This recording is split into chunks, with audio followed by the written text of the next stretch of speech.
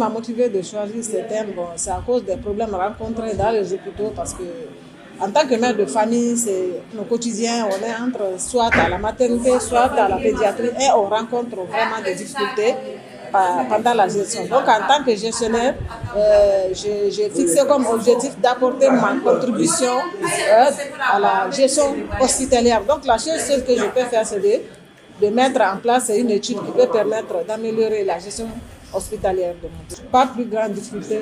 Ce que je peux dire qu'à l'hôpital régional de Kankan, les gestionnaires de l'hôpital ont compris et ils m'ont donné la facilité de faire mes enquêtes. Je les remercie. Moi, je pense que ce projet peut apporter un plus à la gestion hospitalière parce qu'à travers ces résultats, j'espère une amélioration au niveau de l'hôpital régional de Kankan. Cette soutenance est une soutenance, en tout cas pas comme les autres. D'abord, c'est une soutenance qui réunit deux pays. Les enseignants-chercheurs à l'université de Kankan en Guinée, et l'université qui a aussi un partenariat avec la faculté des sciences économiques et de gestion de Bamako. Elle a eu à être encadrée par un des éminents professeurs, le professeur Ibu Atikou Diallo, au niveau de Bamako ici. Et l'encadrement s'est fait. Et durant l'encadrement de cette thèse, il y a eu plusieurs échanges. Nous avons quitté ici pour aller même dispenser des cours au niveau de l'université de Kankan, où on a continué l'encadrement de cette année. C'est dit que ça montre le lien entre les deux pays. Et la candidate aussi a travaillé sur un sujet qui est d'actualité, à savoir l'appréciation des soins de la qualité des soins de santé par les usagers dans les hôpitaux. Son cas traite l'hôpital régional de Kankan. Oui, par rapport au fait que notre pays vient de soutenir sa thèse au Mali, profiter de notre savoir, le sentiment que j'ai, c'est un sentiment de fierté. Parce que les gens ont toujours sous-estimé les capacités de recherche du Mali. Mais en réalité, ceux qui sous-estiment ne viennent pas sur le terrain.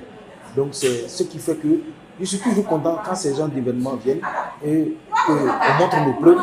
Et surtout en vous saluant de passage parce que vous allez relayer ça et ça va permettre vraiment aux opinions négatives sur la capacité de recherche scientifique du Mali de comprendre qu'il y a des professeurs éminents ici.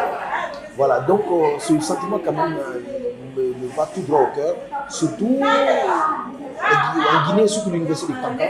Ils ont vraiment cru en nous, les professeurs d'ici, et sont venus avec des objectifs, parce que les objectifs de pouvoir amener le niveau de la recherche, surtout dans l'université de Kankan, au même niveau que notre faculté.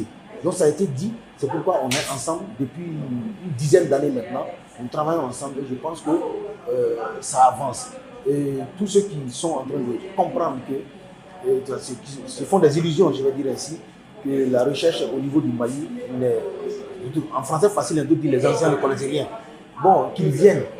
Ou bien, par autre méthode, de taper sur Internet, faire un peu des fouilles sur les productions scientifiques des professeurs de notre université. Ils verront que ceux qui sont en train de dire se sont trompés. Donc nous n'avons pas pour vocation, bien sûr, de faire de la publicité autour de nous, mais nous avons pour vocation d'écrire scientifiquement des produits des docteurs de qualité et au niveau international qu'on vient de confirmer. Donc ça veut dire que la Guinée comme le Mali, nous sommes ces pays-là qui ont bien saisi la chose et nous allons compter sur les ressources endogènes pour aller vendre notre expertise aussi au niveau international. Et c'est ce qui a commencé et qui continue bien son chemin. Donc c'est toujours d'encourager la candidate à poursuivre ses recherches.